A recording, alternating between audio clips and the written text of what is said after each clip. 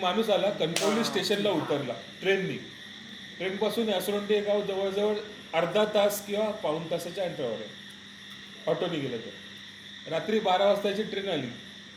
ट्रेनमध्ये अवेलेबिलिटी नाही, S T जाऊ शकत नाही. काय एस टी सकाळची 6 वाजता पहिली एस टी येते.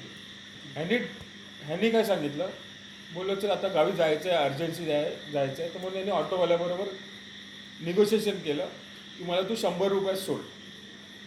ऑटोवाला 150ची डिमांड करायला लागला. ह्याचं निगोशिएशन झालं आणि 125 रुपयात ठरलं की आपल्याला 125 रुपयात सोडणार, कारण जाऊन आणि परत यायचं होतं ऑटोवाल्याला.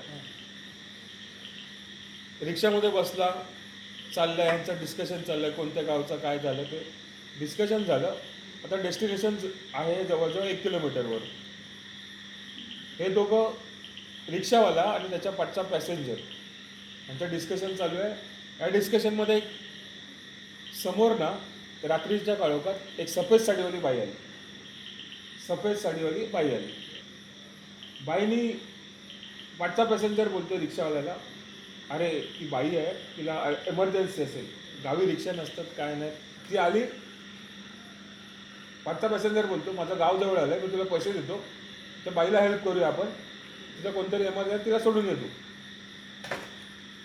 जशी जवळ ती रिक्षा बाईजवळ जाते, पाठचा पॅसेंजर बोलतो थांबवू नकोस, बाईला उडव आणि निघ.